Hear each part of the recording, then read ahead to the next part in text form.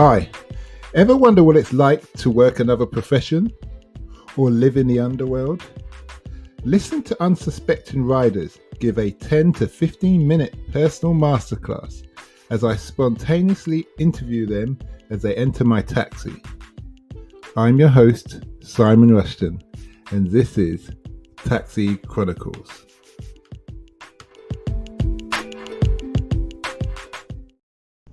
Morning. Yes, we're back. Another episode, another rider. Today we've got another rider who's going to tell us about China from a European point of view. Yesterday we had a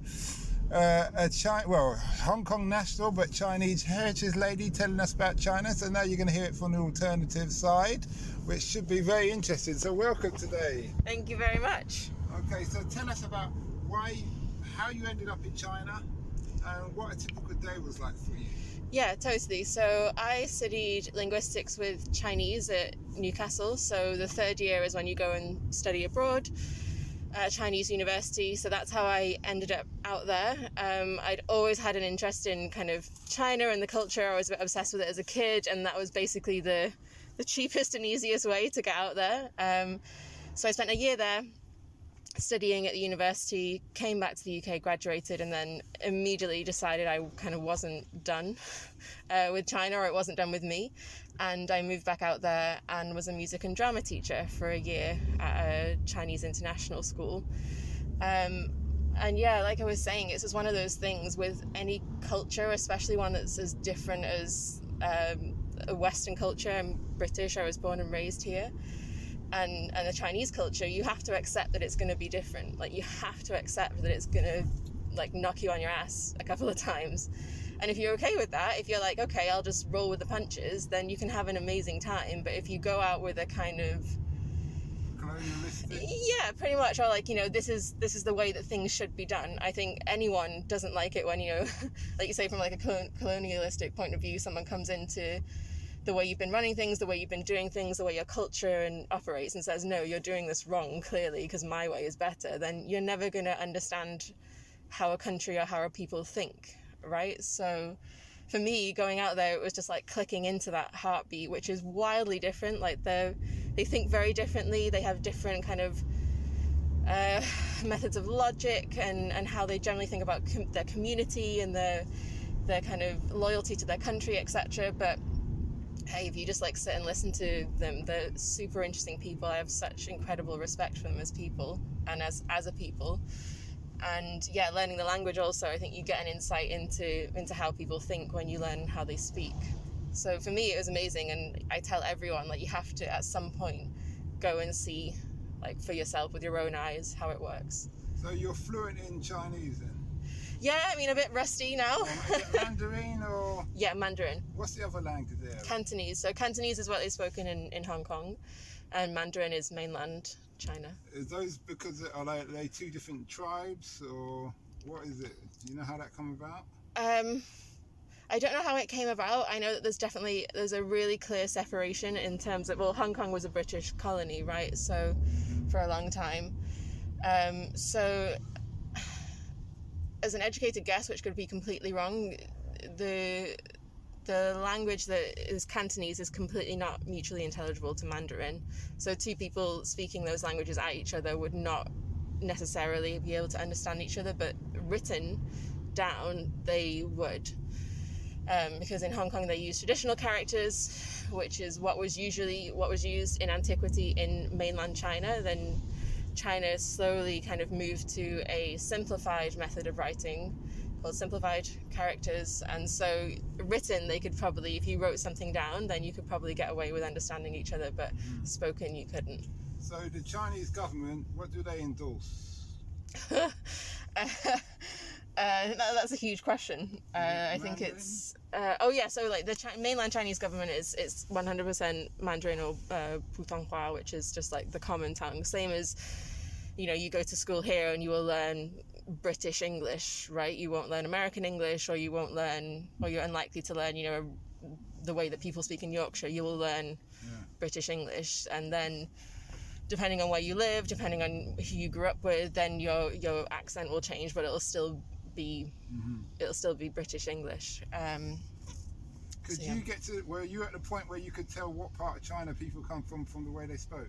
Oh yeah, 100%. Like their accents and their dialects are as wildly variable as ours here in the UK. Welsh and London. Yeah, and not even that. It's like, yeah, like I grew up just outside of Liverpool, so it's as different as saying, you know, someone who has a Liverpudlian accent is different to someone who has a Birmingham accent, and then someone who has a Cockney accent or a North London accent.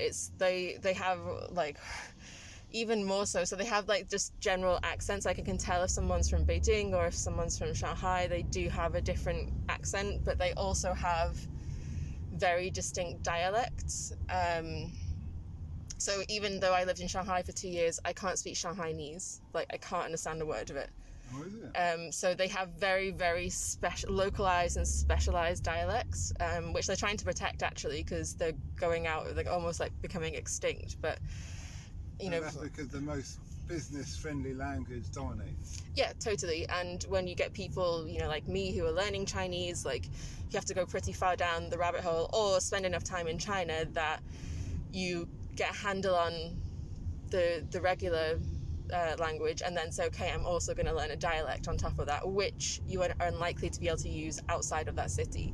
So it's pretty specific for someone to go in and say, hey, I'm going to learn Shanghainese. There isn't much purpose to it if you're an outsider looking in, but yeah, there are some really specific dialects which I would have no idea. It sounds like you learn a lot in the 2 years. You threw yourself in there. You're totally immersed. Yeah, and I think like immersion is the right word for it, and I think that's the only way to go and be in another country. I think if you only kind of go at a level of, you know, a tourist or kind of an expat, you know, someone who is very much like, I'm a British person and I happen to be living in China, or I happen to be living in India, or wherever it is, really, you're always going to be kind of one step removed from that place. Doesn't matter really where it is. So yeah, I think the only way to really be in another country and say, okay, yeah, I actually lived there, is to properly chuck yourself in. Which is what I did. You spoke about China being like Marmite, either you love it or you hate it.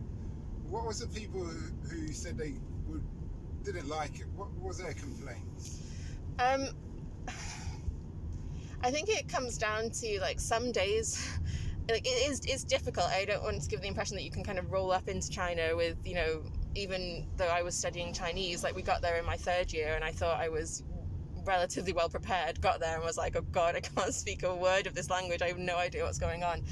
So I don't want to give the impression that you can kind of rock up and just be like, hey, yeah, I'm just gonna like do this. It's really difficult. Like for all the many people in China do speak English, and that you can definitely get around in the bigger cities without, you know, speaking fluent Chinese, it's difficult. Like it's not like everyone does speak English. It's not like all the street signs are in English. It's not like you can just like wander around and be like, yeah, I kind of got this. It's really tough. It's a completely different world, and as much as some people are super welcoming, and in general I found in Shanghai that people were welcoming when you kind of showed that you were making the effort to speak some Chinese, or you were trying to figure out how things worked, it's not an easy place just to drop into. And I think that effort can often be quite tiring, especially in a day if you're kind of having a crap day and you just want to go to the shop and get something, or you know, you just want to hop on a train somewhere and someone doesn't understand what you're saying, or you can't figure out what the characters are, or you go the wrong way. It's tiring a lot of the times, and sometimes you're like, I just don't want to deal with this today. Like I really don't want to deal with this today. So I think it's just more of like the time that it takes to acclimatize is longer than it would be in probably any European city. You know, if I'm talking as a British person, like I can probably reliably say I can go to most places in Europe and kind of get a handle on things relatively quickly. Some students who are in the year above us, when they went, so we went out in August to start the year in September, and they just said, if you can hang on till Christmas, it gets better after that. Like post-January, you'll start to feel like you've got a handle on things, but just accept that kind of August, September through to January, it's going to be kind of crap.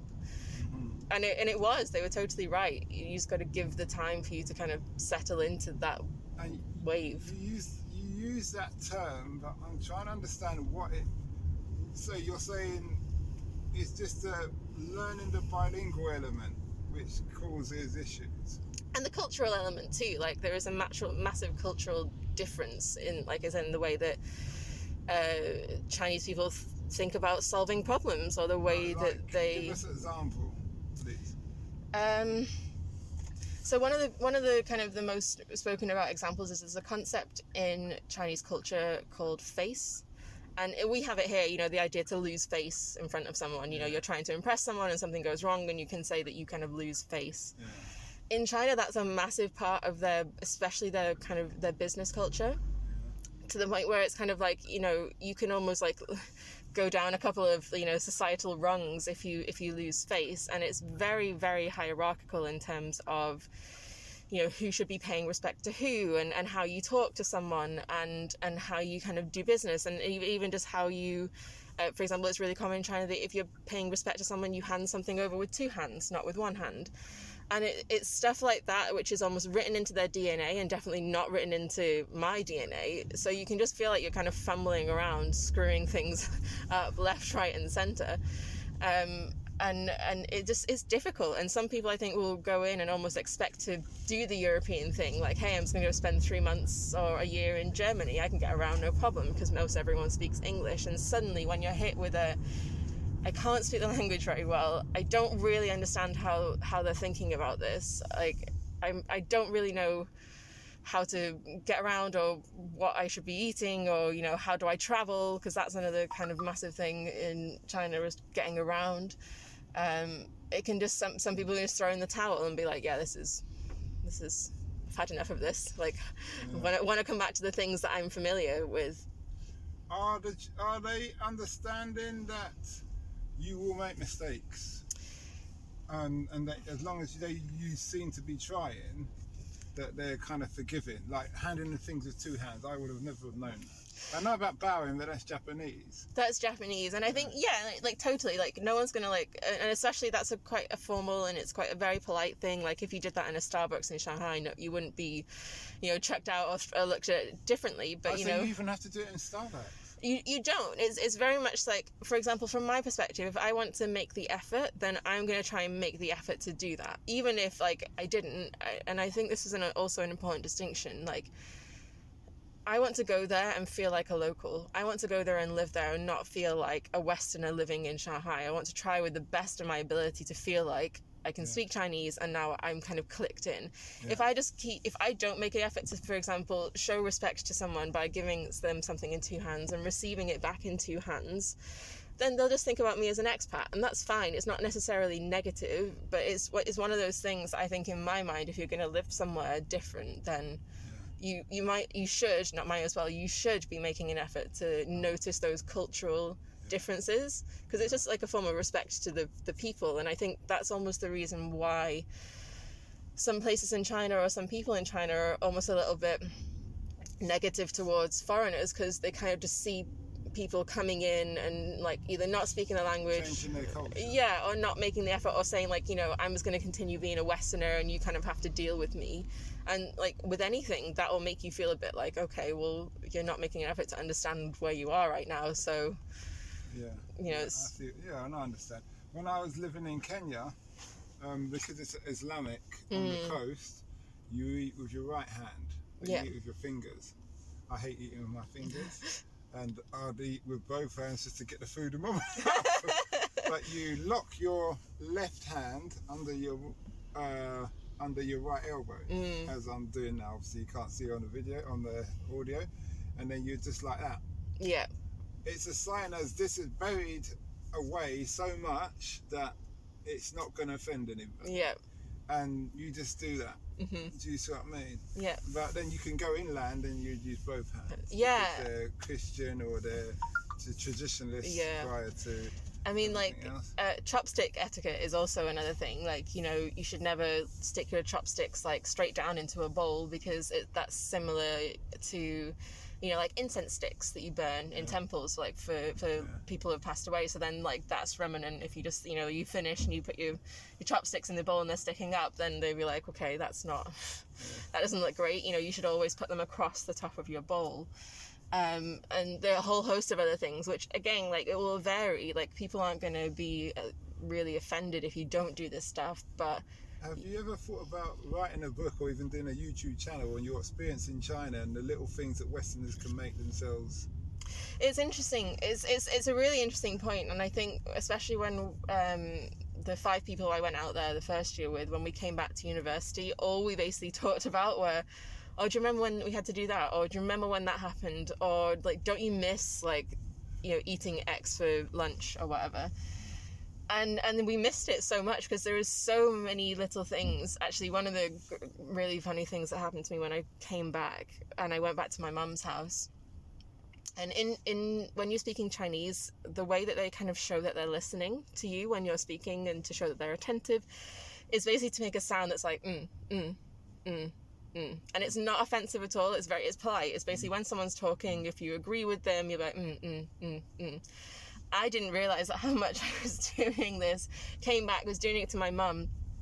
My mum was speaking at me, and she was like, will you stop doing that? It's so rude. Like, you're being so rude to me right now. Why are you grunting at me? And I was like, oh, I'm not actually trying to be offensive. That is just a habit that I've gotten into, which in Shanghai would be showing that I'm listening to you. I definitely think you should do a YouTube channel.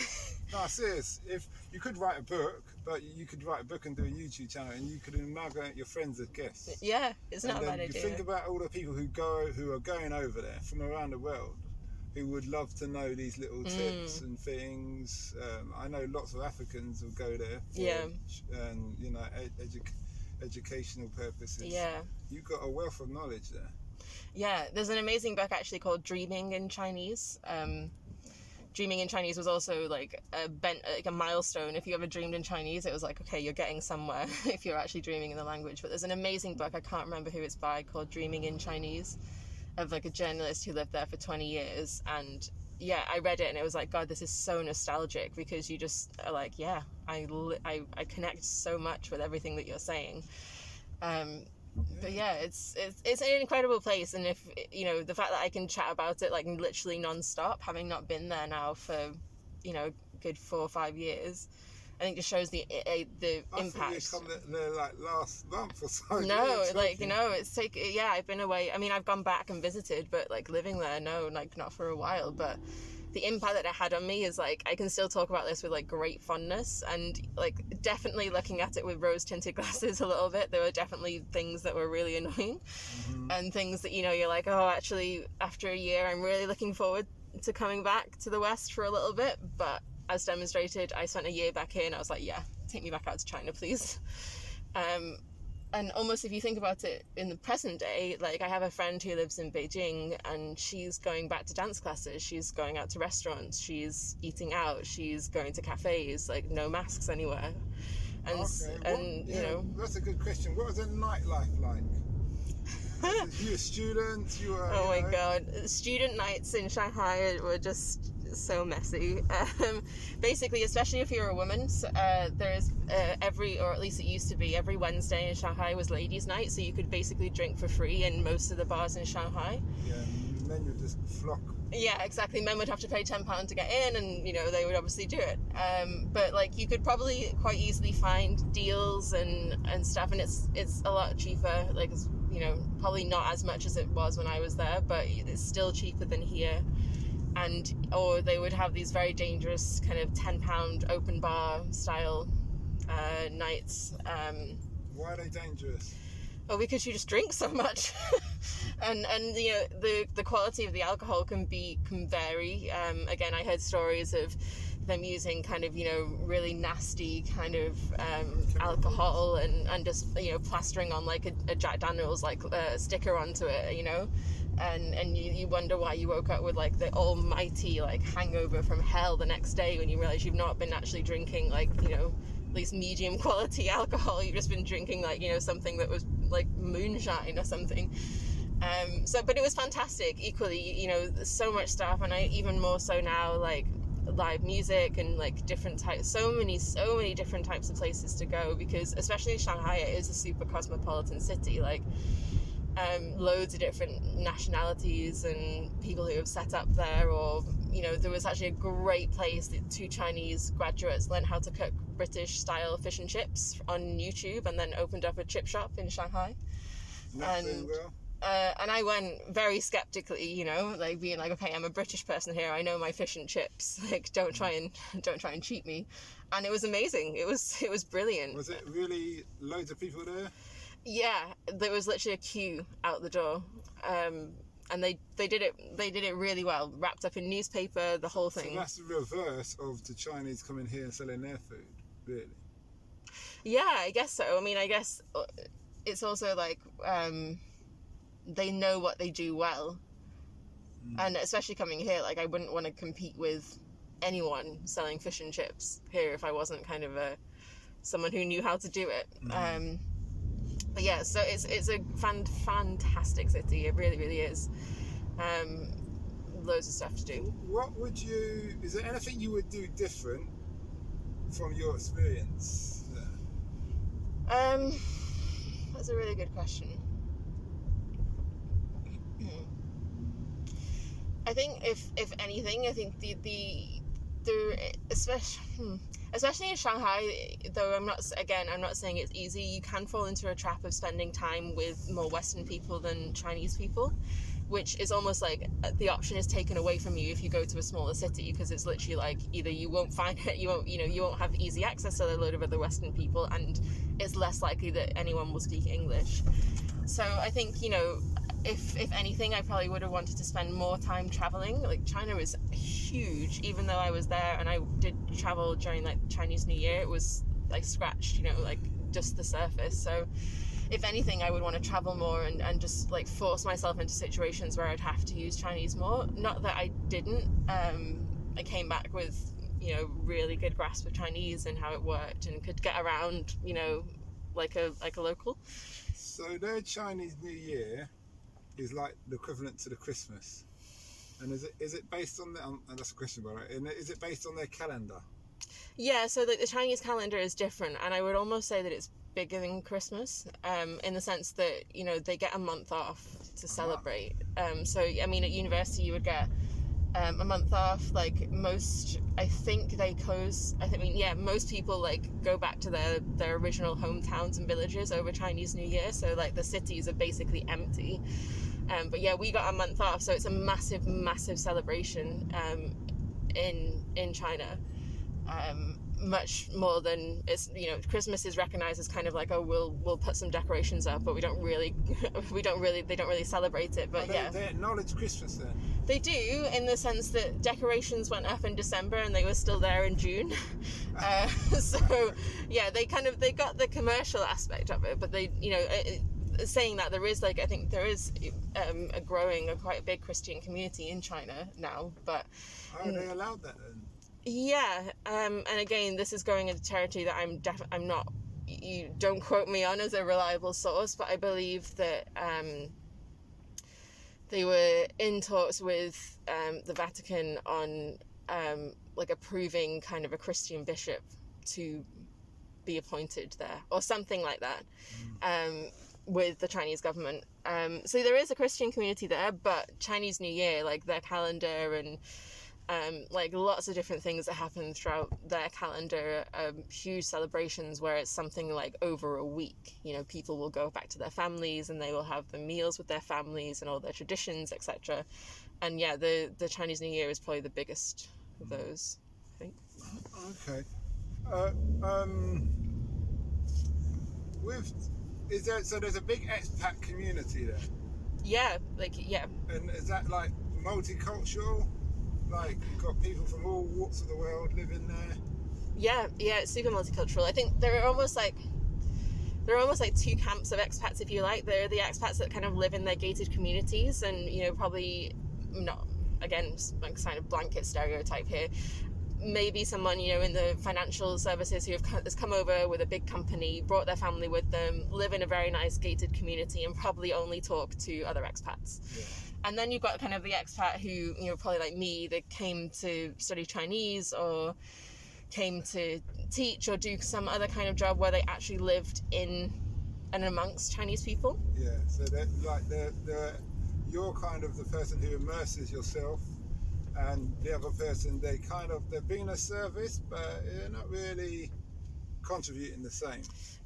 Yeah, right. And there is obviously there is a sliding scale between those two types, if you like, but it's super multicultural, equally, like loads of different people from different places. Some of the great people who I made friends with there, who are some of my closest friends, like one girl's from Scotland, one is from the States, but was kind of born in China, someone else from Canada.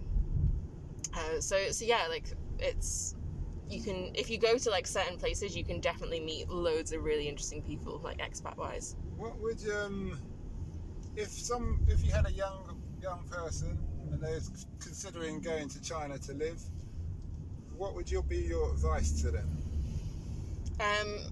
Well, number one, if they didn't already have a grounding in Chinese, then do a crash course and learn as much as you can. You can get further, quicker, so much farther if you just know the basics. So that would be one. The other one would be try and live in a Chinese community. So I lived my kind of first time when I was there in university halls, but I moved out as soon as I could and lived with another Chinese girl and rented my own apartment. And that process in itself, renting an apartment in China, is interesting.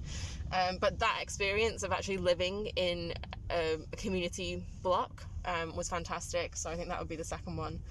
And I guess the third one would be just be prepared to make a fool out of yourself and kind of enjoy it. It's always going to be, especially with languages, you're always going to get it wrong. You're always going to say something completely idiotic at some point. And that's the experience, right? You learn from that. Well, hopefully you learn from that experience, you grow from that experience, but it's totally worth it. That's been a great interview. The last question is the same question I ask everybody. Mm-hmm. What's the impact you want to have on the world? Ooh, that's a very big question for the final question. You're thinking. Well, I guess I'm starting a new job in January with the purpose of bringing people together, people together into a community, especially remote workers. So I guess the impact that I want to have is in a world that's digital and then has had a massive boost in terms of digital tools, but also we've been dealing with a lot of isolation and a lot of separation this year.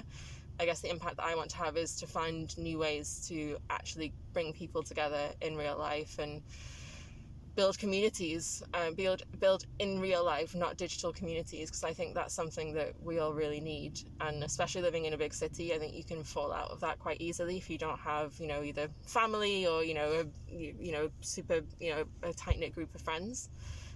So that's going to be my goal, my impact that I want to have, at least for next year. Okay.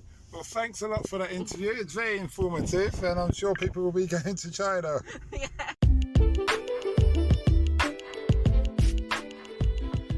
We hope you liked that interview. Don't forget to like, share and subscribe to get the latest daily episode. Ever considered investing in the continent with the fastest growing economy and population on Earth? The same continent that holds 30% of the world's known natural resources? Then listen to our sister podcast, Africa Investor Stories, where you will hear real investors with real stories from around the world share their experience of investing in Africa. We post Monday and Thursday at 10 a.m.